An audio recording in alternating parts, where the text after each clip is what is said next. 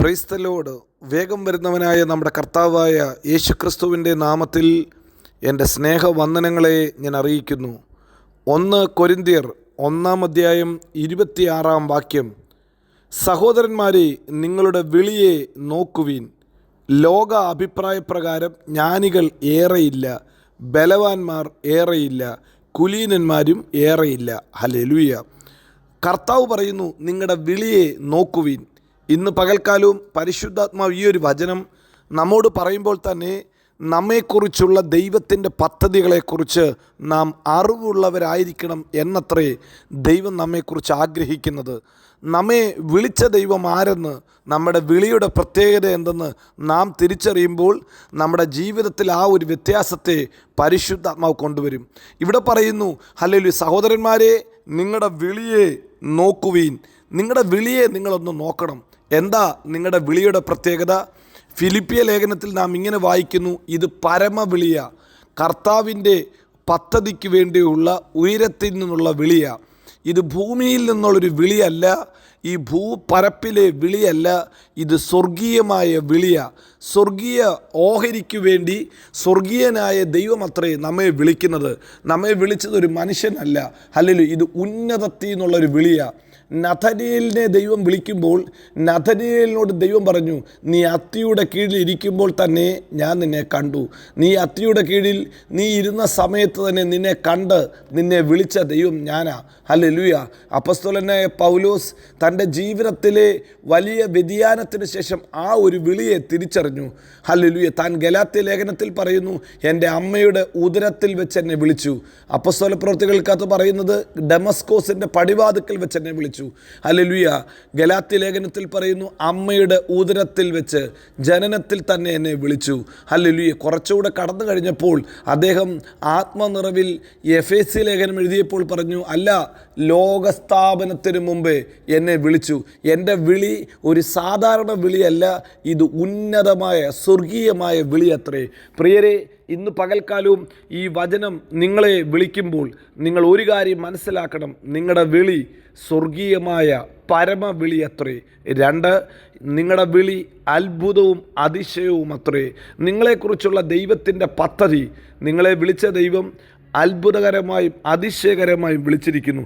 അതുകൊണ്ടാണ് ഇതേ ലേഖനത്തിൽ തന്നെ നാം 27-ാം വാക്യത്തിൽ വായിക്കുന്നത്, ജ്ഞാനികളെ ലജ്ജിപ്പിക്കാൻ ദൈവം ലോകത്തിൽ ഭോഷത്വമായത് തിരഞ്ഞെടുത്തു, ബലമുള്ളതിനെ ലജ്ജിപ്പിക്കാൻ ദൈവം ലോകത്തിൽ ബലഹീനമായത് തിരഞ്ഞെടുത്തു, ഉള്ളതിനെ ഇല്ലായ്മയാക്കുവാൻ ദൈവം ലോകത്തിൽ കുലഹീനവും നികൃഷ്ടവുമായത് ഏതുമില്ലാത്ത തിരഞ്ഞെടുത്തു. നോക്ക്, ദൈവം ലോകത്തിൽ തിരഞ്ഞെടുത്ത തിരഞ്ഞെടുപ്പ് കണ്ടാൽ നാം ചോദിക്കും, കർത്താവേ, വേറെ ആരെയും നിനക്ക് കിട്ടിയില്ലേ? നിനക്ക് വേറെ ആൾക്കാരെ ആരെയും കിട്ടിയില്ലയോ എന്ന് ദൈവത്തോട് ചോദിക്കുമ്പോൾ ദൈവം പറയും, ഒരു ജഡവും എൻ്റെ സന്നിധിയിൽ പ്രശംസിക്കാതിരിപ്പാൻ ലോകത്തിൽ ഒന്നുമില്ലാത്തതിനെ, ഏതുമില്ലാത്തതിനെ, ആരും ഹല്ലേലൂയ ഒരു ഗുണവും പറയാത്തതിനെ ഞാൻ തിരഞ്ഞെടുത്തു. പ്രിയരെ, ഇന്ന് പകൽക്കാലവും കർത്താവിൻ്റെ തിരഞ്ഞെടുപ്പ് അങ്ങനെ, ഇത് അത്ഭുതകരമായ.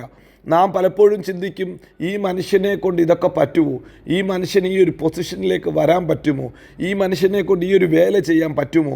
നാം അത്ഭുതകരമായി വിചാരിക്കത്തക്ക രീതിയിൽ ദൈവം നമ്മെ അങ്ങനെ വിളിച്ചിരിക്കുന്നു. ഇന്ന് പകൽക്കാലവും ഈ വചനം കേൾക്കുന്ന കർത്താവിൻ്റെ പ്രിയ പൈതലേ, നിന്നെയും ദൈവം തിരഞ്ഞെടുത്തപ്പോൾ ലോകത്തിൻ്റെ മുമ്പാകെ നീ ഒരു അതിശയമാ, നീ ഒരു അത്ഭുതമാ. ദാവീദിനെ നോക്കിക്കൊണ്ട് കർത്താവ് പറഞ്ഞത്, അല്ലെങ്കിൽ ഞാൻ ഇശ്ശായിയുടെ മക്കളിൽ ഒരു രാജാവിനെ കണ്ടിരിക്കുന്നു, ഒരു രാജാവിനെ കണ്ടിരിക്കുന്നു. ഒരു ഇടയച്ചക്കനെ അല്ല, ഒരു രാജാവിനെ ദൈവം വിളിച്ചത്. ദൈവം വിളിച്ചപ്പോൾ ഇടയനെ അല്ല വിളിച്ചത്, രാജാവിനെയാണ് വിളിച്ചത്. പാട്ടുകാരൻ പറയുന്ന പോലെ ഇടയൻ രാജാവായി മാറും. ഹല്ലേലൂയ. യാക്കോബ് ഇസ്രായേലായി മാറും. കാരണം എന്താ? അതിൻ്റെ പുറകിലൊരു വിളിയുണ്ട്, ഒരു അത്ഭുതകരമായ വിളിയുണ്ട്. ഇന്ന് പകൽക്കാലം എത്ര പേര് ആമീൻ പറയും? എത്ര പേര് ആ കരമുയർത്തി പറയും, എന്നെ വിളിച്ച ദൈവം വിശ്വസ്തനാ? ആ വിളിയുടെ പുറകിൽ ദൈവത്തിൻ്റെ ഒരു ഉദ്ദേശമുണ്ട്. എന്നെ വിളിച്ച ദൈവം ലോകത്തിൻ്റെ മുമ്പാകെ എന്നെ ഒരു അത്ഭുത വിഷയമാക്കി മാറ്റും. മുക്കുവന്മാരെ, ചുങ്കക്കാരെ, പാപികളെ കർത്താവ് വിളിച്ചപ്പോൾ ലോകത്തെ കീഴ്മേൽ മറിക്കുന്നവരാക്കി മാറ്റുവാൻ ദൈവത്തിന് പദ്ധതി ഉണ്ടായിരുന്നു. ഹല്ലേലൂയ. പഠിപ്പില്ലാത്ത സാമാന്യ മനുഷ്യരായ പത്രോസ് പ്രസംഗിക്കുമ്പോൾ തന്നെ 3000-ലധികം ആൾക്കാർ ദൈവസഭയിൽ ചേർന്നെങ്കിൽ, ഹല്ലേലൂയ, ഒരു ഉണർവ് സംഭവിച്ചെങ്കിൽ, ഇന്ന് പകൽക്കാലം ഈ വചനം കേൾക്കുന്ന കർത്താവിൻ്റെ പ്രിയ പൈതലേ, നിന്നെക്കുറിച്ചുള്ള ദൈവീക വിളി അത് ഉന്നതമാണ്. അത് സ്വർഗീയമാ.